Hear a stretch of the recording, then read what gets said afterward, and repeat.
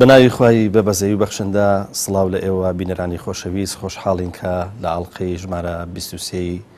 بەرنامەی نووسین و یادەوەری بە خزمەت ئێوەی خۆشەویست گەشتینەوە. خۆشەویستانم دوو ئەڵلقەی ڕابردوو لە سەر کتێبی ڕێگای ساڵح بوون و بارۆخواچوون قسەمان کرد، بەڵام لێتان ناشارمەوە ئەم کتێبە ئەوەنە وردە ئەوەندە چنینی وردی تایە ناتوانین زۆر بە خێرایی و بە ڕاگوزەری بەسەریدا بڕۆین و دەشێ بڵین ناچارین لەوەی کە لەگەڵ مامۆستا عەلیە هەر چنێکی بوێ بە تایبەتی لەبەروی بابەتەکانی ناوی گرنگنەوە بە تایبەتی بۆ ئێستاش هەر چنێکی بوێ ینی بتوانین کاتی پێ بدەین و بتوانین ئەو بابەتانەی کە لەویانەوە ئەو چەمکانەی کە هاتوون بە تایبەتیەوەی پێوەستە بێتەوە بە دنیای تەسەوف و تەسکەی نەفس بۆ ئەوەی بە شێوەیەکی دروست شرۆڤایان بکەین و ئێوەی بەڕێزیش سوودیان لێوە بگرن. ڕاستە کتێبەکە بە خۆی جۆرێک لە ڕوحانیەت سەردەستاکەوە دەیەوێت ئەم ڕوحانیەتە بمێنێتەوە و هەروەها ئەو بابەتانی کە لێرەیان هەمویان قسەکردن لەسەر تەسکەی نەفس و ئەوەی کە ڕوحیەتی ئینسان هەمیشە بە باڵا بمێنێتەوە و ئەندازەیەک وەکو لە ڕابردووشا وتمان ئەندازەیەک بتوانێت هەیمەنە یاخود با بڵێن دنیای ڕووکار و دنیای مادیدا بپۆشێ بۆ لە پێناوی ئەوەیە کە ڕوحیەتی ئینسان بە بەرزی بمێنێتەوە. ئەم کتێبە لە دوو سەردەمی زۆر جیاوازە ژیاوە. سەردەمێکیان لە ساڵی 1990 دەست پێکە کە کتێبەکەی تیان نووسراوە واروەها تا کاتە 2003. ئێوە خۆتان نەزانن کە ئەم زەمەنە زەمەنی تەکنۆلۆژیا نییە، بە جۆرە لە جۆرەکان ڕەنگە بە زەمەنی سادەیی ناوی ببرێ و ئەو کاتە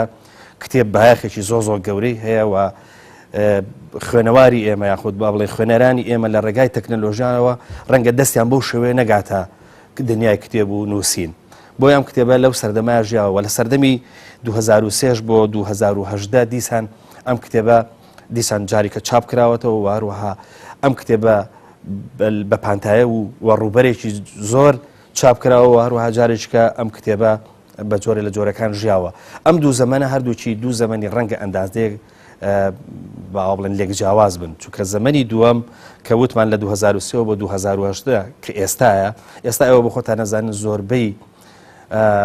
با بڵێن دنیای خوێنەواری ئێمە تەکنۆلۆژیا و شاشەی زیرەک و دیجیتال دایپۆشیوە بۆیە کتێبەکە هێشتا بە زیندوی ماوە. قسەکە لێرەدا ئەوەیە کە ئەم کتێبە وەکو وتمان ڕوحانیەتێکی با بڵێن یاخود باڵێن ڕوحانی بوون سەردەستا ئاکاوە بە جۆرە لە جۆرەکان ڕوحانیەت بە شێوەیەکی گەورە بەرکەماڵەکە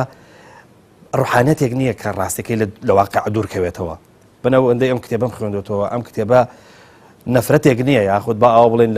لە کۆمەلگاکە یاخود ڕخنێکی بە شێوەیەک ڕخنە بگرێ کە لە کۆمەلگاکەی دوورکەوێتەوە یاخود ئەوەی کە دەگوترێ زۆر جار ڕوحبانیت بووە لە ئیسلامانیە لەبەرۆی ڕوحبانیت بە جۆرە لە جۆرەکان گۆشەنشینیە و گۆشەنشینیە ئیسلام بۆیە قبوڵینە دەبێ کەسە ڕوحانیەکان یاخود ئەوانەی کە هەڵگری ڕوحەتێکی گەورن لەگەڵ کۆمەلگاکەی خۆیانە بمێنەوە و هەروەها ئەم کۆمەلگایە بەرەو ئیسلاح بڕۆن. لە کۆتایی کتێبەکەش مامۆستا پێ لەسەر ئەوە داگرێت کە ئێچێک لە گرنج و باخی ئەوەی کە ئینسان تەسکەی نەفسی خۆی بکە و هەروەها بە شێوەیەکی ڕوحانی بمێنێتەوە لەگەڵ کۆمەلگاکەی خۆیان ئەوەیە کە لە شین و شایان بەشداری بکە واتە وەکو جەنابی ئەفەرمێل ئەبێ لە خۆشیان تۆش خۆشیت بۆ بێ و لە ناخۆشیان تۆش بە جۆر لە جۆرەکان خەمبار بی. بۆیە قسەکە لەسەرەوەی ئەم کتێبە ئەگەر بە جۆرە لە جۆرەکان یاخیبوون بێ یاخود ڕخنەی واقعەکەی بکە ئەو بە جۆرێککە دیسان جارێککە کار لەگەڵ واقعەکە کاتەوە خەریکی ئیسلاحکردنی واقعەکەیە کە لە ناوێژی بۆیە کتێبەکەش بەو زەمەنە درێژە ماوەتەوە تا ئەم لە حەزێژێکەکە لەو کتێبانێک ئێمە داوای خوێندنەوەیەکەین. مامۆستا زۆر بەخێربی. زۆر سوپاس کاک پەیوەند خۆشبی. سوپاس بۆ ئامادەبوونی بەڕێز لە ئاڵلقەی ژمارە 23. سەلامەت مسپال بۆی ڕۆژ. مامۆستا لە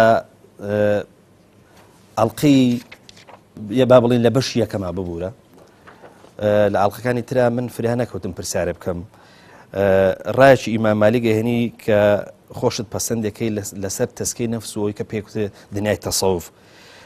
یعنی ڕایەکە بەم شێوەیە هەر بە وەکو نووسینەکە وەکو خۆی خوێنەوە ئەڵێ هەر کەسێک شارزایی هەبێت و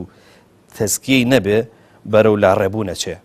هەر کەسێکیش تەسکیەی هەبێ و تەسکیەی بێ شارەزایی هەبێ سەری لە زەندیقەوە دەرەچێ. بەڵام هەر کەس هەر کام لە شارەزایی ئاین و تەسکیەی دەروون کۆ بکاتەوە ئەوە بێگومان گەشتۆتە حەقیقەت. لێرەدا قسەکەمان لەسەر ئەوەیە حەقیقەت چییە مامۆستا؟ الحمد لله وصلى الله تعالى وسلم وبارك على رسول الله محمد وآله المهتدين بهداه. ربنا آتنا من لدنك رحمة وهيئ لنا من أمرنا رشدا. ربنا لا تزغ قلوبنا بعد إذ هديتنا وهب لنا من لدنك رحمة إنك أنت الوهاب. آمين. ئێوەش بەخێر بن یاخوا کاکە پەیوەند خۆت و هاوکارانت. ئەو قسەی ئیمام مالیک ڕەحمەتی خوای لێبێ لە کۆمەڵێک لە کتێبەکانی تەزکیە و تەسەوفدا هاتووە کە دەقەکەی بە عەرەبی ئاوایە من تفقه ولم يتصوف تفسق ومن تصوف ولم يتفقه تزندق ومن جمع بينهما تحقق. دیارە بە کوردیش جەنابەت ماناکەت خوێندەوە. لە ڕاستیدا ئەو مەبەستی لە تەسەوف لەگەڵ خۆ خەریک بوون و خۆ پاک و چاکردنە. هەر کەسێک لە ئایندا شارەزا بێ لە قورئان لە سونەتی پێغەمبەردا عەلەیهی سەڵات وەسەلام، بەڵام کارلێک نەکا لەگەڵ ئەو دەقانەدا لەگەڵ قورئان و سونەتدا، بەسەر خۆیدا جێبەجێیان نەکا، مانای وایە هەر زانیاریکی ڕووتی پێیە. زانیاریە ڕووتەکە، زانیاری بەتەنیا مرۆڤ چاک ناکا. بۆیە دڵ هەر کەسێک شارەزا بێ بەڵام خۆی تەزکیە خۆی پاک و چاک نەکرد بێ، سەری لە ڕێبوون و لادانەوە دەردەچێ. کە من ئەو بەناو زانایانەی کە لە بەرجی ئەهلی عیلمدان بەڵام بوونە بڵیندگۆی ستەمکاران کەم نین، هەم لە مێژوودا کە تەماشاکەی، هەم لە واقعی ئێستاماندا لە گۆشە و کەنارەکانی دنیا زۆر جار بازرگانی بە ئاینەوە دەکرێت. زۆر جار ئاەتەکانی خوا و فەرمایشتەکانی پێغەمبەر عەلەیهی سەڵات وەسەلام و یاساکانی شەریعەت ملیان پێبا دەدرێت بەرەو ئارەزووی حوکمڕانانی ستەمکار لەلایەن کەسانێکە و کە بازرگانی بە ئاینەوە دەکەن. ئیمام مالیک مەبەستی پێ ئەوەیە کە ئەگەر لە ئایندا شارەزابی بەڵام تێیدا پێ نەگەیبی، لێی تێگەیبی بەڵام تێیدا پێ نەگەیبی، ئەوە سرد لە لادان و پیسق و لاڕێبوونەوە دەردەچێت. هەروەها لە بەرامبەریشدا هەر کەسێک بیەوێ خۆی پاک و چاککە، خاوەنی نەفسێکی مزەکا و پاک و چاک بێ، بەڵام پێشتر شارەزایی بە ڕێبازی شەریعەت نەبێ، لە ڕێی شەرعەوە نەڕوا، ئەویش سەری لە زەندەقەوە دەردەچێت. تاوان لە نێو جیهانی تەسەووفدا زاراوەیەکەی پێی دەگوترێ شەتەحات، یعنی قسەی بەرز و نزم، قسەی پەڕگیرانە، قسەی لادەرانە. ئەوانە بە زۆری کەلیان دۆکۆڵی و هی کەسانێکن کە ئەهلی فقه نەبوون، شارەزا نەبوون، لەگەڵ قورئان و سونەت و شەریعەتدا سەرۆکاریان نەبووە. ئەو بوارە بوارێکە عاتیفە و لایەنی ڕوحی و سۆز زۆر دەوری تیا دەبینێ، هەروەکو شعر و هونەر بە هەمان شێوە. خوای پەروەردگار لەبارەی شاعیرەکان لە سوورەتی ئەشعوعەرادا کە هەر بە ناوی شاعیرانەوە ناونراوە دەفەرمێ والشعراء يتبعهم الغاوون ألم تر أنهم في كل وادي يهيمون وأنهم يقولون ما لا يفعلون إلا الذين آمنوا وعملوا الصالحات وذكروا الله كثيرا وانتصروا من بعد ما ظلموا وسيعلم الذين ظلموا أي منقلب ينقلبون. دەفەرمێ شاعیرەکان گومڕایان شوێنیان دەکەون، واتە دەبنە سەرمەشق بۆ خەڵکی گومڕا، سواری ئەسپی عاتیفە و سۆز دەبن، جا بە ناوی هونەر و شێعر و جارێک بێئەدەبی بەرامبەر بەخوا دەکەن، جارێک ڕوو لە پێغەمبەر دەکەن عەلەیهی سەڵات وەسەلام بە شێوەیەکی دوور لە ئەدەب و دوور لە نەزاکەت، جارێک ڕوو لە ئاین دەکەن، جارێک ڕوو لە قیامەت دەکەن. والشعراء يتبعهم غاوون ألم ترى أنهم في كل وادي يهيمون، وەکو دەڵێ بە هەموو دۆڵاندا دەڕۆن،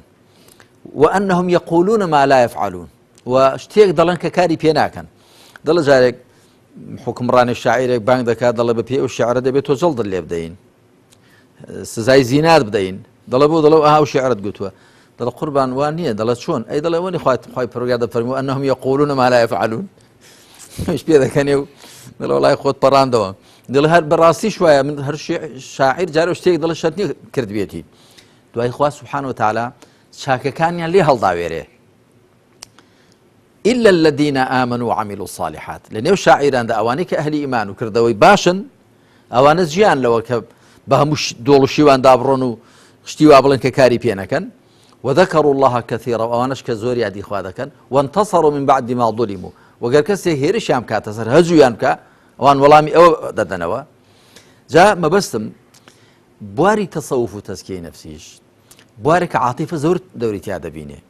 هربويا أجر ئەو کەسە خۆی نەبەستێتەوە بە سنوورەکانی شەریعەتەوە هەر خوا دەزانێت سەری لە سۆ دەردەچی ئیمام مالیک جوانی گوتووە بەڵام دوایی دەڵێ ومن جمع بينهما یان دەڵێ ومن تصوف وتفقه یان ومن تفقه وتصوف تحقق یعنی هەر کەسێ هەردووکیان پێکەوە کۆ بکاتەوە هەر بۆ کۆ گوتم هەم تێگەیشتن هەم پێگەیشتن هەم زانین هەم توانین هەم حاڵی بوون هەم لە خوداکردنە حاڵ ئەخر خۆ گرفتی بەشەر بە زۆری ئەوەیە کاکە هی سیاسیەکان هی بازرگانەکان لە مەیدانی کار و کەسابەت لە مەیدانی پەیوەندی کۆمەڵایەتەکان و گرفتی بەشەر ئەوەیە شتی باش دەڵێن بەڵام شتی خراپ دەکەن بەهۆی ئەوە کە ئینسان هەم شارەزا بێ هەم کارا بێ هەم تێبگا هەم پێبگا دەگاتە حەقیقەت وە هەموو باشەکان لە خۆیدا کۆ دەکاتەوە مامۆستا ئەگەر لێرە بچینە سەر بەشی دووەمی کتێبەکە هەڵبەت دەواازەی بەشی دووەمی کتێبەکە ینی کە یەکەم جار کە دەواازەکەکەیتەوە چەمچێک دەبینی قسەکردن لەسەر تەوبە واتە ینی سەرەتاکەی بە تەوبە دەست پێەکە دیارە بەشی دوم قۆناغەکانی بەرەو خواچوون بەڵێ قسەکە لەسەر ئەوەیە ببوورە قسەکە لەسەر ئەوەیە قسە زۆرە لەسەر تەوبە بەڵام لە کتێبەکەی جەنابتە ینی کەسی تۆبەکار وەکو کەسێک وایە کە تۆرابێ یاخود کەسێک بێ کە بەهۆی کاروکردەوەیەکەوە بەهۆی چەند گوناهێکەوە پشتی کردبێتە خوا و دوجار ڕووبکاتەوە خوا و تۆبە بکە حەزم کرد زۆر لەسەر تۆبە قسە بکەین ئەگەر بکرێ ینی چەند پرسیارێک لەسەر تۆبە بکەم و کاتێکی بدەینە چونکە تۆبە شتێکی زۆر زۆر گرنگە و یەکێکە لەو شتانی کە ئینسان زۆر زۆر پێویستی پێێتی لەوانەیە معلوماتیشی زۆر ڕاستە قسەکە لەسەرەوەی لەوانەیە بابای مسلمان وە بزانێت یەک جار تۆبە ئەکرێ و تەواو ینی ئیتر تەواو جارێککە ناگاتەوە یان دەبێت لەسەر دەستی شێخێک بکگەنا قسەکە لەسەرەوەی با بزانین جارێت تۆبە لای جەنابەت چییە بە چی ئەگوترێت تۆبە وەروە تۆبە چییە ینی لە ڕوانگەی جەناب سەر چاو یارێ سەرەتا کاک پەیوەند ئەو هەر بۆی کە بیسەران و بینەرانی بەڕێز تێڕوانێکی گشتی لەمەوە بگرن لەو بابەتە بەشی دوم هەمووی قۆناغەکانی بەرەو خواچوون قۆناغەکانی ساڵح بوون و بەرەو خواچوون من دیارە کردومە بە 5 قۆناغ ئەلبەتە لە کتێبەکانی تەزکیە و تەسەوفدا ئەوە زۆریان لەسەر ڕووی زۆر قسەیان لەسەر کرد من کردومە بە 6 قۆناغ قۆناغی یەکەم تۆبەکردن و پاکبوونەوە قۆناغی دووەم زانیاری و بەرچاو یا چاوڕوون بوونەوە قۆناغی سێم ئیخلاس و یەکلابوونەوە قۆناغی چوارەم پارێزکاری و وردبوونەوە قۆناغی پێنجەم ئیحسان و بەرز بوونەوە قۆناغی شەشەم دەوام و سار نەبوونەوە ئیستیقامەت جا ئەوە وەکو ئاڵقەی چەند ئاڵقەی زنجیرێک یەکتر دەبەستنەوە پێش هەموو شتێکە مرۆڤ خوای پەروەردگاری دەکەوێتەوە یاد و ڕۆژی دوایی دەکەوێتەوە یاد و چارەنووسی خۆی دەکەوێتەوە یاد و حکمەتی دروستکرانی خۆی لەم سەرزەویە بیری لێ دەکاتەوە بیر لەوە دەکاتەوە بگەڕێتەوە بۆ لای ئەو خاڵق و پەروەردگارەی لەگەڵی ئاش بێتەوە گە تا ئێستا دوور بووە جا ئێستا دوای باسی چەمشی تەوبە دەکەم بەڵام کە بیر لەوە دەکاتەوە دوایش دەڵێ خۆ بەرەو خواچوون و لە خوا نزیک بوونەوە پێویستی بەس شارەزایی هەیە بۆیە قۆناغی دۆم زانیاری و بەرچاوڕوون بوونەوە دوایش دوای زانیاریەکە پێویستی بۆ هەیە کە هەتا بەدڵێکی ساغ و سافۆ بەرەخوا حڕەکەتنەکە خوا بەرەکەتی ناداتێ بۆیە ئیخلاس و یەکلابوونەوە دوای ئەوە کە دەکەوێتە ڕێ بە ئیخلاسەوە بە بەرچاوڕوونیەوە بەرەخوا حڕەکەت دەکە ئەمجا پێویستی بە پارێزکاری هەیە تەقوا ئەو توێشوەیەکە و تەزەود و فەینە خەیڕە زادی تەقوا توێشوو هەڵبگرن باشترین توێشوو بۆ سەفەری بەرەوخواچوون تەقوایە. بەهۆی تەقواوە ئینسان هەستیاری زیاتری پێ چاو وردەکە پارێزکاری وردبوونەوە. دوای ئەوە کە بوو بە ئەهلی تەقوا ئەمجا هەر پێویستی بەوە دەبێت کە ئیحسان و بەرز بوونەوە ئەوجا بەرز بێتەوە چکە مەقامی ئیحسان بەرزترین مەقامە. لە دوای ئەوە پێویستی بە شتێکی کە نامێنێت جگە لەوەی کە دەوام و سار نەبوونەوە ئیستیقامەت و بەردەوام بوون. بەنسبەت تەوبە کاکە پەیوەند زۆربەی خەڵکی وا دەزانن کە خۆی وشەی تەوبە وشەیەکی عەرەبیە تاب يتوب توبا وتوبة يعني رجع يرجع رجوعا تاب يعني رجع كواتە التوبة يعني گەڕانەوە بۆکوێ بەرەو خوا سبحانه وتعالى. زۆربەی خەڵکی وا دەزانن گەڕانەوە ئەوەیە کە تۆ کابرا نغرۆ بوو بێ لە دەریای گوناح و تاواندا جا دوای بێ بگەڕێتەوە بۆ لای خوا. بەڵام کە تەماشای قورئان دەکەین و تەماشای سنەتی پێغەمبەر دەکەین صلی الله عليه وسلم پێغەمبەران لە هەموو کەس زیاتر گەڕاونەوە بۆ لای خوا لە هەموو کەس زیاتر ئەهلی تەوبە بوون. خۆ پێغەمبەرانیش پارێزراو بوون لە گوناحی ئان قەست بە هەڵەدا چوون لە شتێکدا نەیان پێکابێ بەڵام گوناحی بە ئان قەستیان نەکردووە. ئەی یعنی چی گەڕانەوە بۆ لای خوا بەنسبەت پێغەمبەران و عەلەیهیمو سەڵات وسەلام و کەواتە دیارە تەوبە چەمکێکی دیکەی هەیە. لە ڕاستیدا وەکو من لە کتێبی گەڕانەوە بۆ لای خوا کتێبێکی تاسە 5 جار چاپ کراوە هەر کتێبیشی سەربەخۆ دەربارەی تەوبە دەوری 200 لاپەڕ زیاترە تاسە 5 جار چاپ کراوە. لەوێدا گوتومە کە گەڕانەوە بۆ لای خوا چەند حاڵەتێک بەخۆوە دەگرێت بە پێی کەسەکان هەیە لە کوفرەوە بۆ ئیمان دەگەڕێتەوە تا سەبێ بڕوا بووە دەوێ بێتە نێو ئیسلامەوە ئەوە دەبێ بگەڕێتەوە لە کوفرەوە بۆ ئیمان هەیە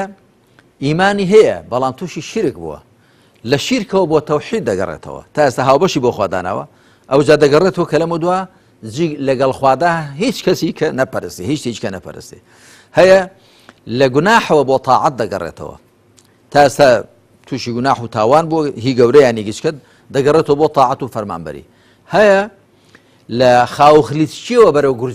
گورج و گۆڵی دەگەڕێتەوە تا ئێستا خاوخلیچێک بۆ لە دیندار دەیە خۆی گورج و گۆڵکە هەیە لە دینداریەکی باشەوە بەرەو دینداریەکی باشتر دەچێت کەواتە هی پێغەمبەران وا بوو عەلەیهیمو سەڵات وسەلام يعني فرمايشتي بيغمبر هي ده فرمي إنه ليغان على قلبي حتى إني أستغفر الله في اليوم 100 مرة صحيح بخاري مسلم ده فرمي تميك بسر ظلم دادي تامن روج واهي 100 جار داوي لي بردن لأخواتكم يعني شي بيغمبر إخوة عليه الصلاة والسلام أو حالتي غفلة بآقاية جزئية كبهوي ئەوە کە لە دنیادا ژیاوە بەهۆی هەڵسو کەوت لەگەڵ خەڵک و دەور و بەردا جازار بێئاگایەکی جوزئی بەسەر دڵی داهات بێ ئەوەشی بەوە زانیوە بە پاساوی ئەوەی زانیوە کە تەوبەی لێ بکە بۆ لای خوا بگەڕێتەوە ئەها وەکو هەندێک لە عاریفەکان دەڵێن 100 تەوبە لەو تەوبەی کە کردوتە یعنی کابرا تەوبەیەکی کردبێت چاک نەگەڕایبێتەوە بۆ لەخوا دەبێت دووبارە تەوبە لەو تەوبەیە بکە بڵێ خوایە داوای لێبوردن لێ دەکەم لەو شێوە گەڕانەوەی کە پێشە بڕیارمدا بوو کەواتە ئاوایە تەوبە لە ڕاستیدا هەموو کەس پێویستی پێێتی هەموو کەس پێویستی بەردەوام بەرەو خوا بگەڕێتەوە خوای پەروەردگار لە مەقامێکدا بە پێغەمبەری خاتەم عەلەیهی سەڵات وسەلام دەفەرمێ تەوبە بکە و داوای لێبوردن لە خوا بکە کە بەرزترین مەقامی بووە دەفەرمێ بسم الله الرحمن الرحيم إذا جاء نصر الله والفتح ورأيت الناس يدخلون في دين الله أفواجا فسبح بحمد ربك واستغفره إنه كان توابا لو كي هاتو تخوار دوای ئەوە کە پێغەمبەری خوا عەلەیهی سەڵات وسەلام خەریک بووە پەیامی خۆی تەواو ڕابگەیەنێ خەریک بووە ئەو کار و پرۆژە ئیسلامی خوا پیسپاردووە تەواوی کە دەفەرمی هەر کاتێک یارمەتی و پشتگیری خوا هات خەڵکت بینی پۆل پۆل هاتنە ناو ئاینی خواوە لە دوای فەتحی مەککە لەو کاتەدا فەسەبح بحەمد ربیک واستغفره پەروەردگارت بە پاک بگرە و ستایشی بۆ بکە داوای لێبوردنیشی لێ بکە إنه كان توابا پەروەردگار زۆر دەگەڕێتەوە چکە خوای پەروەردگاریش دەگەڕێتەوە بۆ لای بەندەکەی بە لێبوردنەوە بەدنەش دەبێ بگەڕێتەوە بۆ لای خوا بە داوای لێبوردنکردنەوە جا کەواتە پێغەمبەری خاتەم عەلەیهی سەڵات وسەلام خوا فەرمانی پێ دەکات داوای لێبوردن لێ بکا و تەوبە بکا و بگەڕێتەوە بەڵام بە تەئکید تەوبە و گەڕانەوەی پێغەمبەر صلی الله علیه وسلم لە هی ئێمەمانان زۆر جیاوی هەیە و لە قەدەر خۆی بووە بۆ حاڵەتی خۆی بووە هی خەڵکی دیکەش بۆ خۆیەتی مامۆستا کە باز لە تەوبە ئەکرێ بەس لە جۆرە تۆبەیە کە کرێت کە بۆ خۆ دەزانی کە زۆر جار ئەو تۆبەیە کە پاسەکرێت تۆبەی نەسوح یاخود ئەو تۆبەیە کە مەسەلەن بۆ من ئینسان زۆر جار لەبێ بڕوایی و ئەگەڕێتەوە بۆ ناو ئەوەی کە مەسەلەن بۆ منە بڕوا هێنێ ئەبێ بە ئەهلی ئیمان و قسەکە لەسەرەوەیە تۆبە دوو ڕوانگەی جیاوازی هەیە تۆبە چانەوەیە کە تۆ بگەڕێتەوە بۆ لای خوای پەروەردگار و حەقی خوای پەروەردگار بیت و هەروەها تۆبەیەکیشان بریتە ینی بەشەکەی تری بریتە لەوەی کە تۆ ئەگەر حەق و ناسل لەلا بێ یاخود ئەگەر حەقی مسڵمانان لەسەر بێ یان بە جۆرە لە جۆرەکان حەقی ئینسان لەسەر بێ حەقەکە بیتەوە بەڵام قسەکە لەسەر ئەوەیە ئایا تەوبە بە یەک بەشیان مەسەلەن بۆ منە کەسێک بگەڕێتەوە بڵێ تر تاوان ناکەم و بینی خۆم و خوا چاکەم و ئەگەڕم و بە لای خوا ینی ئەم جۆرە تۆبەیە قبوڵەکرێ یاخود تۆبەیەکی تەواوە نەخێر چونکە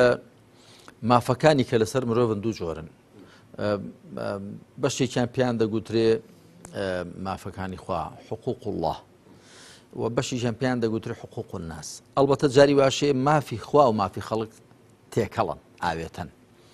بەڵام زانایان بەگشتی دابەشیان کردن بۆ دوو جۆرە لەبەرەوە کە ئەوانش کە تێکەڵیشن حتمما لایەکیان تێدا زاڵە یان حەقوڵای تێدا زاڵە یان حەق الناس بۆ وێنە قەتڵ هەم حەقوڵای تێدایە مافی خوا هەم مافی خەڵکی تێدا بەڵام مافی خەڵکی تێدا زاڵ کراوە بۆیە گەر کەسێکی بە ئان قەست کوشت بەڵام واریسەکانی کە سوکاری چاوپۆشیان لێ کرد لێی خۆش بوون ئەوە نەکوشتنەوە و نە خوێنی ناکەوێتە سەر ئەوانەی کە خاوەن حەق لێ خۆش بوون جا زانایان دەڵێن بۆ داوای لێبوردنکردن لە خوا و تەوبەکردن بۆ لای خوا لەو شتانەی کە پێیان دەگوترێ مافی خوا حەق الله سێ مەرجی پێویستن یەکەم دان بەو هەڵو کەم و کوڕیانەدا بێنێ بزانێکەوە گوناحن غەڵەتن دانیان پێدا بێنێ دووهەم داوای لێبوردن لە خوا بکات لەو گوناح و هەڵە و کەم و کوڕیانە سێیەم بڕیاردا نەگەڕێتەوە سەریان هەر مافێک پەیوەندی بە نێوانی مرۆڤ و خوای پەروەردگارەوە هەبێ ئەو سێ مەرجەی تێدا بێ هەر تەوبەیەک ئەو سێ مەرجەی تێدا بێ ئەو تەوبەیە قبوڵە کە خوای پەروەردگار دەفەرمێ یا ئەیها الذین ئامنوا توبوا إلى الله توبة نصوحا ئەی ئەوانێ بڕواتان هێناوە بگەڕێنەوە بۆ لای خوا بە گەڕانەوەیکی ساغ بە گەڕانەوەیکی بێخڵتە نەسوح ینی بێخڵتە لێرەدا ینی هیچ شتی تێکەڵ نەبوو بێ ساغ و ڕێک و چاک بێ ئەوە ئەگەر گوناحەکە پەیوەندی بە نێوانی مرۆڤ و خواوە هەبێ بۆ وێنە نوێژ نەکردن پەیوەندی بە نێوانی مرۆڤ و خواوە هەیە ڕۆژوو نەگرتن و هەروەها خۆ هەندێک کەس وا دەزانێت گوناحکردن تەنیا بارە سەلبیەکەی لێک دەداتەوە وەرزانانی گوناحکردن تەنیا ئەوەیە کە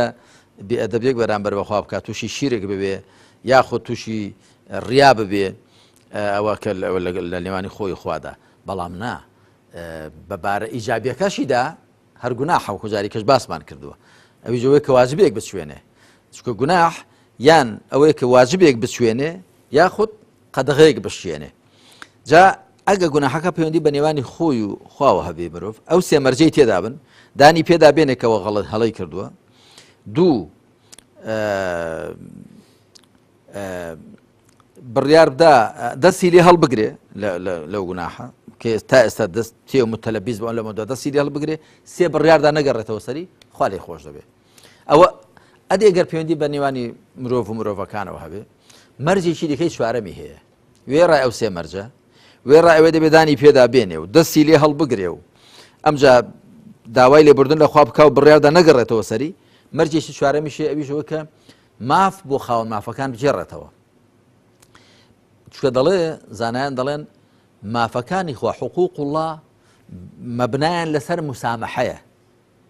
مسامەحە لێبوردن بەڵام مافی خەڵک بینایان لەسەر مشاحەحەیە واتە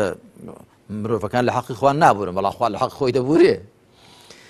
بۆیە مەرجێکی چوارەمی هەیە ئەگەر دەبێ ئەویش ماف بۆ خاوەن ماف جێڕێتەوە جا ئەگەر مافەکە مادی بێ زەوێکی لێ داگیر کردووە پارێکی لێ دزیوە شتێکی لێستاندووە لێ زەوت کردووە بۆی بجێڕێتەوە ئەگەر مافێکی معنەویە بۆ وێنە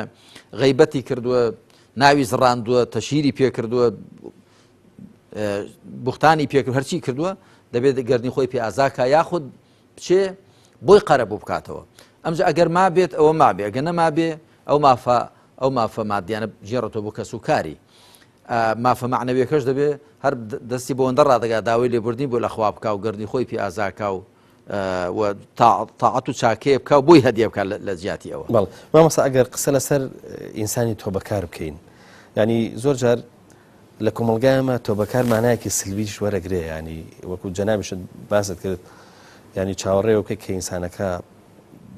ڕۆ بچێت لە تاوان و بچێتە ناو زەلکاوی تاوان و اینجا مەسەلەن بگەڕێتەوە. زۆر جار لە کوردەواری ئەمە ینی ئەم بوشەی تۆبەیە تەنانەت بۆ بەکارێنەبێ وا لێ بکەم تا تۆبەت پێ یەکەم، ینی تۆبەکار کەسێکی چۆنەڵی با بڵێن ئیجابی نییە، خۆ با بڵێن بە شێوەیەکی باش سەیری ناکرێت. بەس قسەکە لەسەرەوەیە کە ئەم لە کتێبەکەیە ئێمە تۆبەکار بە کەسێکی دڵنەڕم و پاک و خاوێ نەبینین، ینی کەسێک کە تەنانەت نەک ئەوەی داوای لێخۆشبوون لە تاوانەکانی خۆیەکە، تەنانەت ئەوانەی کە لە ڕەنگە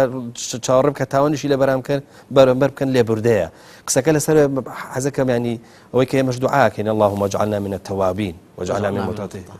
دوای هەر دەستنوێژە سونەتەوە وانە ینی قسەکە لەسەرەوە مامۆستا ئایا تۆبەکار بەجددی ئینسانێکی ناشرن و پیس و پۆخەڵە یاخود بەجددی ئینسانێکی پاکە؟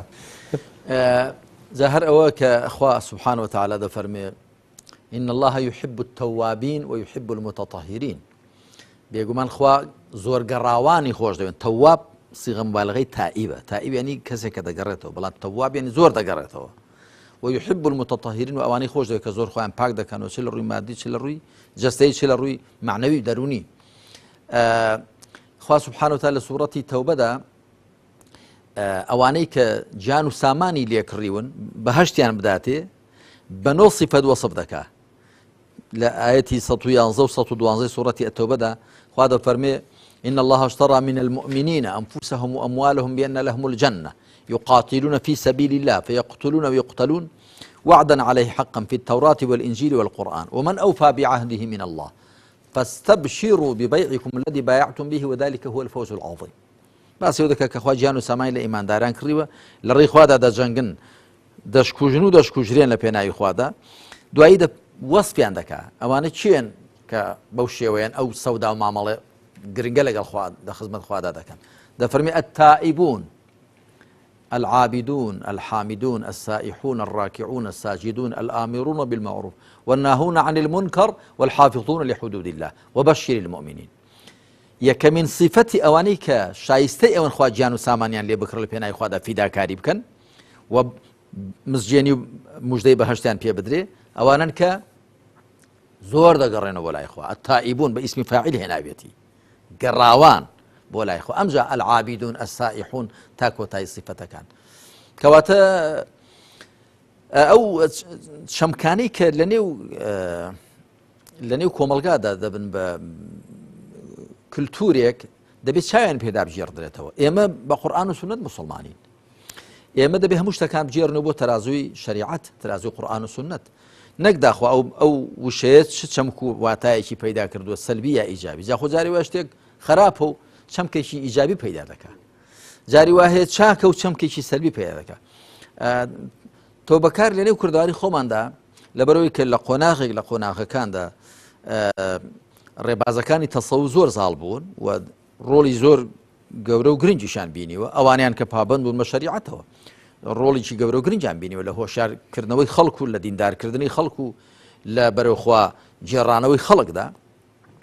وشەی تۆبەکار دڵبان کەس تۆبەکارە، یعنی گەڕاوەتەوە بۆ لای خوا، بەڵام ئەو چەمکەی پەیدا کردو کە حتممە دەبێت لە سەردەستی شێخێک بوو بێ. ئەوەش هەیە. ئەمجا جاری واشەیە بکە ئەو شێوەکو جەنابەت چەمکێکی سەلبی وەرگرتو ڕەنگەوە بە پێی شار و شوێن و کۆمەلگاکانیش جیاواز بێ. گرنگەوەی لە ڕووی قورئانەوە تەنانەت پێغەمبەران عەلەیهیم السەڵات وەسەلام هەموویان و سەروەری پێغەمبەران بە تایبەت خوا لە مەقامێکدا کە گەیشتۆتە کۆتایی مهمە و ڕۆڵی خۆی لە کە پەیامی خوا ڕابگەیەنێ و قەوارەی سیاسی بۆ ئاین و بەرنامەی خوا دروست کردووە، نەسڕ و فەتح لەو کاتەدا خوا پێی دەفەرمێ داوای لێبوردن لە پەروەردگار بکە و پەروەردگار زۆر زۆر تۆبە وەرگرە، زۆر دەگەڕێتەوە بەلای بەندەکانی. کەواتە لە ڕاستیدا تەوبەکردن وەکو گوتم لە ڕووی قورآن و سونەتەوە صفەتێکە هەموو ئینسانێک پێویستی پێێتی هیچ کەسێ بە بێگەڕانەوە بۆ لای خوا ناتوانێت هیچ شتێ هەنگاوێک بنێ تەنانەت پێغەمبەرانیش عەلەیهیمو سەڵات وسەلام بۆیە وەکو گوتم ئەگەر چەمکێکی سەلبی یاخود شێوێنراو هەبێ دەبێ بیژێڕێەوە لە مەحەکی شەریعەت و لە مەحەکی قورآن و سونەتی بدەی و ئەو چەمکوواتایە ئێمە تەبەنی بکەین کە قورآن و سونەت دەیفەرمون. مامۆستا کەسی تۆ بەکارەگەر بێوێ حەقێکی لەلا بێ واتە حەقی خەڵکی لەلا بێ بە شێوەیەکی گشتی بیداتەوە دەتوانێت حەقی بڕوادار بداتەوە لە بەرەوەی بڕوادار و حەقی بێ بڕواژەگە لە سەری بێ نەیداتەوە لە بەرەوەی بێ بڕوایە ینی دەتوانێت ئەمە بکە نەخێر نا هەر مسلمان بەرامبەر بە هەموو دروستکراوەکانی خوا تەنانەت ئەگەر کەسێک ستەمی لە ژیاندارێک کرد بێ لە ئاژەڵێک کرد بێ کە لە بەردەستێتی دەبێ حەقی بۆ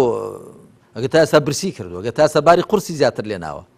چۆ پێغەمبەر عەلەیهی سەڵات وەسەلام ڕۆژێک لە سەفەرێک بوون فەرمووی چێ خاوەنی ئەو حوشترەیە هیچی گوتی من بۆچی ئەی پێغەمبەری خوا فەرمووی ئەوە سکاڵات لە دەست دەکا دەڵێ باری قورسیشم لێ دەنێ زۆر قورس و وەک پێویست ئاڵفیشم پێ نادا باش مامەڵێ لەگەڵدا بکە جا چ جای مرۆڤ ئەو مرۆڤە بڕوادار بیان بێ بڕوا بێ مادام هاوڵاتی بێتەوان ئەمما مرۆڤێک کە سەنگەری لە ئیسلام گرتووە و شەڕ بە ئەهلی ئیسلام دەفرۆشی ئەوە دیارە کەس لە شەڕی شەکری نەبەخشیوەتەوە وەکو زۆر جار گوتومانە ئەوەیان جیایە بەڵام ئەوانەی کە لە سەنگەریان نەگرتووە و ئەوانە کە لە شەڕدانین لە جەنگدانین لە بەرامبەر ئەهلی ئیسلامدا وەکو چۆن مسڵمانێک مافی هەیە زانانی ئیسلام باسییان کردووە من لە کتێبی چەند مەسەلەیەکی باوی سەردەمدا باسم کردووە لە کتێبەکانی خۆمدا کە زانایانی ئیسلام دەڵێن لەو کتێبەیدا بەرجی چوارەمی مەوسوعەی ئیسلام و دەوڵەتداریدا مسڵمانان لە کۆمەلگا و دەوڵەتی ئیسلامیدا نامسڵمانان لە کۆمەلگا و دەوڵەتی ئیسلامی باسم کردووە کە دەڵێ وەکو چۆن غەیبەتی مسڵمان حرامە هی نامسڵمانیش حرامە وەکو چۆن ناوزڕاندنی مسڵمانێک چ جای ماڵ لێداگیرکردن و ئەوانە چ جای ئەمجا هەتا دەڵێ گومانی خراپ پێبردن هەتا دەڵێ ئەگەر ئەوان قەڵز بن بەوەی پێیان بڵێ کافر هەندێک لە فوقەهای ئێمە دەڵێ خۆ کافرە واتە کافر یعنی کەسێک کە حەقی داپۆشیوە واتە بڕای بە ئیسلام نییە بەڵام ئەگەر ئەو شەی پێ ناخۆش بێ دەبێ و شەیش کێ بۆ بەکاربێنی بڵێ نامسڵمان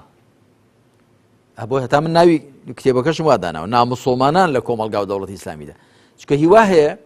مەسیحیە جوولەکەیە بوذاییە سابیئەیە چییە ئەگەر پێ بڵێ کافر دەڵێم کافرین بڕوان بەخوا وەرزانێ کافر بوون یعنی بڕوا بەخوا نەبوون یا بڕوا بە پێغەمبەر نەبوون عەلەیهی سەڵات وسەلام نا کافر یعنی کەسێک کە بڕوای بە ئیسلام نییە جا با بڕواشی بەخوا هەبێ و بە پێغەمبەرانی شەبێ هەمویان و بە ڕۆژی دوای شەمادا بڕوای بە پێغەمبەری خاتەم نەبوو عەلەیهی سەڵات وسەلام مانا ئەو حەق مەزنەی کە پێغەمبەری خاتەم هێناوێتی کە بەڕازدانەری هەموو پێغەمبەرانی پێشخۆیەتی و ئەو حەقە مەزنەی کە قورئان هێناوێتی کە بەڕازدانەری هەموو کتێبەکانی پێشخۆیەتی ئەو حەقەی پۆشیوە کەواتە بەو لەو ڕۆ بە کافر دادەندرێن نەک بڵێ لەبەرەوە کە بێ بڕوایە ئەوە مولحیدە ئەوەی کە بڕوای بە خوا نەبێ ئەوەی کە بڕوای بە دین نەبێ زەندیقە بێدینە بەڵام دەگونجێ کابرا بڕواشی بەخوا و بە پێغەمبەر عەلەیهی سەڵات وسەلام پێغەمبەران هەموو و ڕۆژی دوایی بە هەموو ئەو شتانە هەبێ وشەی کافریشی بۆ بەکاردێنرێ ئین الذین کەفەڕوا من ئەهلی الکتاب والمشرکین بەڵام کە ئەگەر زانایان دەڵێن ئەگەر ئەو ناوەی پێ ناخۆش بێ ئەو وای لێ حاڵی بوو بێ کە تۆ متهەمی دەکەی بەوەی کە مولحیدە ئەو شەی بۆ بەکارمێنە هەروەکو عومەری کوڕی خەتاب خوا لێ ڕازی بێ تیرەیەک هەبوون هۆزێک هەبوون لە بەنو تەغلیب لە عەرەبان گوتیان ئێمە ئامادەنین جزیە بدەین بە ناوی جزیە بۆمان دوو قات بکەوە بە ناوی سەدەقە لێمان بستێنە ئێمە عەرەبین و پێمان عەیبە بڵێ وڵات جزیە بدەین با ئاخر جزیە مادەم نامسڵمانن نەسڕانی بوون مادام ئیسلام قبوڵ ناکەن خۆ ئەو ئەندازە ماڵە دەدەن و چۆن مسڵمانان زەکات دەدەن ئەوەش ئەندازەیەک ماڵ دەدەن لە بەرامبەرەوەدا کە ئیسلام دەتان پارێزێ ماف و ژیان و کەرامەت و شتەکانتان دەپارێزێ گوتیان بە ناوی جزیەوە نایدەین ئیمامی عومەر خوا لێ ڕازی بێ دەڵێ فەرمووی ئەوانە خەڵکێکی نەفامن بە معناکەی ڕازین بەڵام لەفزەکە ڕازینین بۆیان بگۆڕ ڕقیناکە بە ناوی سەدەقە و بابیدەن زۆر باشە مامۆستا پێم خۆشە لێرەوە بچمە سەر پرسیارێکی تۆزێک شەخسی خۆ بە خۆ دەزانی کە ئینسان ینی ئەوەی کە پێگوترێت تەوبە بەشێکی گەورەی پەیوەندیە بێتەوە بە جۆرێک لێ خۆشببوون یاخۆدەوەی بکە بڵێ بەخشینی ئینسانەکان. قسەکە لەسەرەوەیە کە دەمانەوەی بزانین مامۆستا عەلی باپیر ینی لە ژیانی خۆیان وەکو تۆ لە کۆتایی کتێبەکەشا باست کردووە کە کۆمەڵە خەڵک هەیە زۆر ئازاریان داوی جا ئەم کۆمەڵە خەڵکە چ خەڵکی متەدەین و ئەوەی کە پێکدرێت بابای ئیسلامی و چ ئەوەی غەیرە ئیسلامی. قسەکە لەسەرەوەیە ئایا کەسی وا هەبووە جەنابەت ینی ئەوەنە ئازاری دابی لە بەخشی بێتت بەڵام ئەندازەیەکی زۆری ژیانی زەختت لە خۆت کرد بۆی بیبەخشی بە کوردەکەی حەزمان کرد لەوەی کە پێوەستی کەینەوە بە جۆرێک لە یادەوەری و بە کۆتایی کتێبەکەشتەوە کە لەوێش باسی بەخشینەکەی کەەوە ئینسانی مسلمان ئینسانی متەدەیی نەبێ ینی ئەندازەیەکی زۆر وڵاوەی کە ڕاستەکەی کە تەسکی نەفسی هەیە ئەوەی کە ڕوحێکی بەرزی هەیە ئەبێ بەخشندە بێ بەڵێ کاکە پەیوەند دوای یەک دوو بیرۆریت بۆ باز دەکەم بەڵام بە گشتی دەڵێم من لەخوا بە زیاد بێ لە مێژە دەتوانم بڵێم هەر لەو کاتەوە کە من لە ناوەندی بووم لە سلێمانی دەم خوێند واتە لە 76 و 7 و ئەوانە کە ئەو کاتە لە 2 ناوەندی و 3 ناوەندی و ئەوانەش لەو کاتۆ من سەرکارم هەبووە لەگەڵ ئەم وەزعانەدا ئەو کاتەمە کتێبی حاعلوم الدینم أبو حامد غزالي ومدارج السالكين والحكم العطائية إيقاظ الهمم في شرح الحكم أو كتابان السروكار من قال يعني هبو لو كاتوا كردوما بعادتك كسي بزانم حقي مني لسرة ما في شيء مني لا هر ما في شيء مادي معنوي بشرت بزانم لو رونيك أو خوي بيوابي من بيد الصلاة أو أنا من بوزو قلصم كابرا ببيع صلاة البزاني بلان بهر حال حقيقي مني كوتوتلا يعني شابوشيم لي كردو و لي خوش بوم بوشي كخوا سبحانه وتعالى لسورة نور دا ها أول روشت برزتها ما شابكة كاتب بختاني خراب ذكري بدايك من عائشة خوالي الرازي كشي أبو بكر الصديق الصديقة بنت الصديق خوالي عن رازي بيه كابراك خزمي أبو بكر بخوالي الرازي بيه أبو بكر مانگانە ساڵانە هاوکاری کردو هاوکاری مادی دیارە فەقیر بووە بەناوی مستەح بنی ئەثاثە کە چیەکێک بۆ لەوانەی کە لە بوختان چیەکان بووە ئەو بەکر خوالی ڕازی بکە ئەوە دەبی سێ سوێن دەخوا کە لەمە دوای هاوکاری نەکە خۆ پارەی حەقی لەسەرەوە نەبووە تا سەر خۆبەخشانە هاوکاری کرد وەکو خزمێکی فەقیر دوای خوا ئەم ئاەتە دەنێرێتە خوار کە دەفەرمێ ولا يأتلي أولو الفضل منكم والسعة أن يؤتوا أولي القربى والمساكين والمهاجرين في سبيل الله وليعفوا وليصفحوا ألا تحبون أن يغفر الله لكم والله غفور رحيم دەفەرمێ ئەوانەی کە خاوەن فەزڵ و بەخششن و خاوەن تواناین با سوێند نەخۆن کە هاوکاری هەژاران و خزمان و کۆچکەران نەکەن چکە هەم هەژاریش بووە هەم خزمیش بووە هەم کۆچکەریش بووە ئەو میستەح و با چاوپۆشی بکەن و لێبوردن بکەن ئایا پێتان خۆش نەخوا لێ ببوورێ ئێوەش لە خەڵک ببورن دەڵێ ئەو بەکر فەرمووی بەرێوەڵای زۆر حەزەکەم خوا لێم ببوورێ لەمە دوا بۆی دووقات دەکەمەوە تا ئێستا چەندم داوەتوێ لەمەدا دوو هێندەی دەدەمێ لەبەر فەرمانی خوا جا ئێمەش دەبێ هەوڵ دەین خۆ ئەو ئاەتانە کە دەخوێنینەوە فەرمایشتەکانی پێغەمبەر صلی الله علیه و سلم خۆ حکایەتی بەراگردانی نییە بۆیە کە کاری پێ بکەین هەوڵم داوە بەڵێ لەخوا بە زیاد هیچ کەسێک نییە یعنی چەند تۆ تەسەووری کەی خراپە یا قسەی خراپی بەرامبەر ئێمە کردووە کە هەر کەسێکێ باگوێشیان لێبێ من نەک هەر دوعای ئاسایی جاریوە لە سەزدەی ئەگەر شەو هەڵسمەوە کاتێک بیا کاتی تایبەت دوعایم بۆ دەکەم خوا هیدایەتیان بدەیت چاچیان بکەوی لیان ببووری منەوە لە حەقی خۆم بوردمە تۆش لیان ببووری جا ئەگەر مسلمان بێ دڵم خوا لێ ببووری و بخێوە سەر ڕێ ڕاست ئەگەر نامسلمانیش بێ خوا کە حەقێکی منی لە خوا هیدایەتی بدەیت لە زیاتەوەی سزای بدەیت خوا هیدایەتی بدەیت بۆ خۆ دەبێت پێمان خۆش بێ خوا دۆستەکانی زۆر بن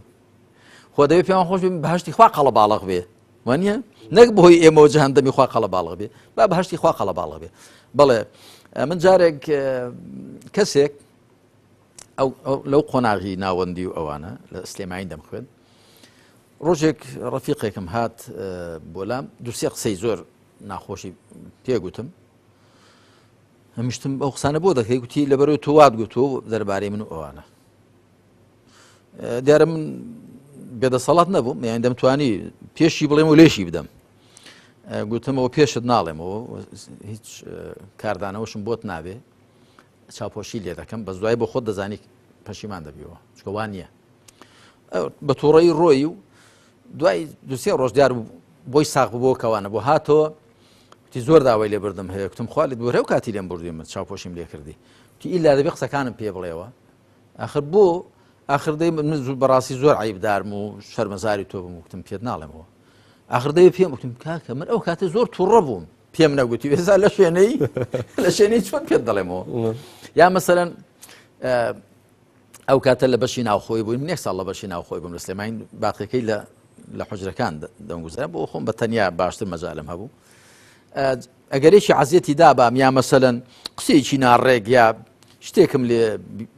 بینی باە دوای کە بۆ خۆی دەچۆ دەرێ ژێەکەم بۆ قەت دەکرد کتێبەکانم بۆ تەرتیب دەکردنەوە ئەوە بڵین کە پێکەوە لە ژوورێ دەبووین دوای داهاتوو چێ ئەوی کردووانە دەمودارە خێرخوازێک ئەوەی کردو دەیزانی کە من کردومەوەوانە کابرا بۆی مەبەستیمەوە نەبوو داخوا ئەوەی چ بەڵام دەمگو هات کە کەسێک ئیدفع بالەتی هی ئەحسن بە کامەی صیفەتی باشە تۆ صیفەتی خراپ دەفعکە جا ئەوە بەڕاستی بە خۆوێرانی دەبێ کار لەسەر خۆت بکەی بە ڕۆژێک و دوان کەس لە پڕ نابێتە کوڕ بەس مامۆستا ئەگەر بەڵام کار لەسەر خۆت بکەین مرۆڤ زۆرشی لە توانادا ڕاستە مامۆستا ئەم دڵنەرمیە بۆ بواری سیاسی ینی چەندێک پێویستمان پێێتی ئێستا زۆرمان پێویست ینی ئەگەر ئەو دڵنەرمیە ینی تەرجمە بکرێت بۆ دنیای سیاسی ئەزانی دنیا زۆر تەسەوەرەکەم دنیا زۆر خۆشەکە جاخو کاکە پەیوەند بڕات بێ ئێستا ئێمە هەندێک ئەو چوارچێوەی حیزب و ئەو شتانە زۆر جار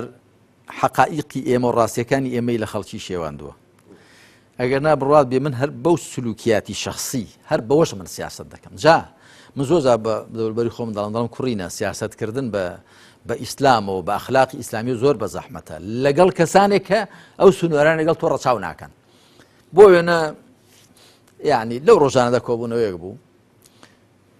پێویست ناکە ناوی لایەنەکە نایەنم گوتم ڕێکا کە تو لە ئیعلام ئاوات گوت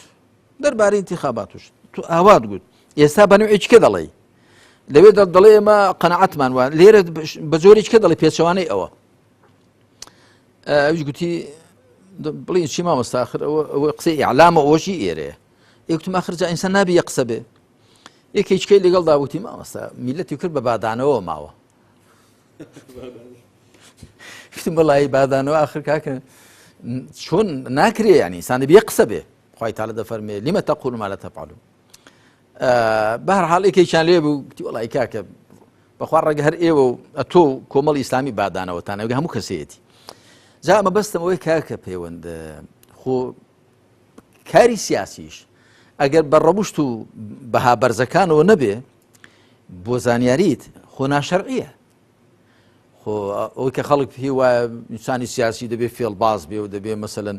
بتوانێت قسەی پێچەوانە و دژ بەیەک بکە و ئەسڵ ئەساسی نییە پێغەمبەری خاتەم عەلەیهی سەڵات وەسەلام تەماشای هەموو ژیانیکە ڕێک و ڕاست و ڕۆشن دەبێ وابی ئەنجا بەڵاو بە زەحمەتە ئەگەر بەرامبەرەکانیشت ڕێک و ڕاست و ڕۆشن بن ئاسانە بەڵام ئەگەر ئەوان وەکو گوری سینا و هەمبانەی 100 قۆرت و پێچیان هەبێ ئەتۆ ڕێک و ڕاست و ڕۆشن بی لەوان هێندی چامپیان وای بە کە تۆ سیاست نازانی جامە نەکرد لە مەسەلەی ئەوە ئەمە کاتی خۆی کە ئێمە معارەزە بووین لە دەورەیەکدا ئەو کاتە من دەمگوت ئێمە دەبێت بە چاکی حکوومەت بڵین چاک بە خراپەکەش بڵین خراپ ئەگەر باشی کرد دەستخۆشی لێ بکەین ئەگە خراپەی کرد سەرزەنشتی بکەین سەرزەنشتەکەش بۆ نییە کە دژایەتی بکەین بۆ کەس ڕاست بێتەوە ناگوت نا تۆ تێی نەگەیشتووی ئۆپۆزیسیۆن نابێ وابێت دەبێت چۆن بێ هەتا هەندی خەڵکی خۆشمان هەبووان دەبوو نا مامۆستا شارەزانیە ئۆپۆزیسیۆن مامۆستا معارەزە ینی قەت نابێ بە چاکەی حکوومەت بڵێ چاک ئەی چۆن دامگوت چاکی هەردێ بڵێ خراپ آخر باش و پێچوانی قورئانە و پێچوانی عەقڵ و مەنتیقیشە پێچوانی قورئانە خوای پەروەردگار دەفەرمێ ولا يجرمنكم شنآن قوم على ألا تعدلوا اعدلوا هو أقرب للتقوى ڕقەڵسانتان لە کۆمەڵێک لە صیفەتی خراپیان باواتان لێ نەکات تووشی نادادگەری بن چاکەکانیشیان نادیدە بگرن لەبەرەوەی کە ڕقتان لە دوو صیفەتی خراپیان هەڵدەست گەر چاکەیان کرد چاکە بەجێ خۆی خراپە بەجێ خۆی و دیسان خوای پەروەردگار دەفەرمێ وإذا قلتم فاعدلوا ولو كان ذا قربى کەسێ لێشتان نزیک بێ قسەی دادگەرانە بکەن ئەگەر لێشت نزیک بمە خراپی کرد هەر بڵێ خراپەت کرد نەک خراپەکەشی بە چاک ببینی بەرامبەرەکەش چاکەکەشی بە خراپ ببین نابێ ئەو جاوەکو عەقڵ و مەنتیقیش خۆ کاکە معارەزە بوون معنای دژمنایەتی کردن نییە حکومەتی هەموو لایەکە ئەگە خراپە بکە بۆ هەمان خراپە چاکە بکە بۆ هەمان چاک بۆی ئەگەر چاکەیەکی کرد دەبێت تۆ دەستخۆشی لێ بکەی هانی بدەی بەشک و چاکەکە زیاتر کە و خراپەکانیش کەم کاتەوە یعنی وەکو گوتم کاک پەیوەند ئێمە ئەو شتانە هەمووی دەبژێڕینەوە بۆ تەرازوی شەریعەت بۆ پێوەری شەریعەت من زۆر جار دەڵێم ئێمە دەبێت بە پێی شەرع بجوڵێن و نەک بە پێی تەبع بە پێی میزان بجوڵێن نەک بە پێی میزاج باشە بەتەشید گفتوگۆکە زۆر بەلەزەت بوو بەس زیاتر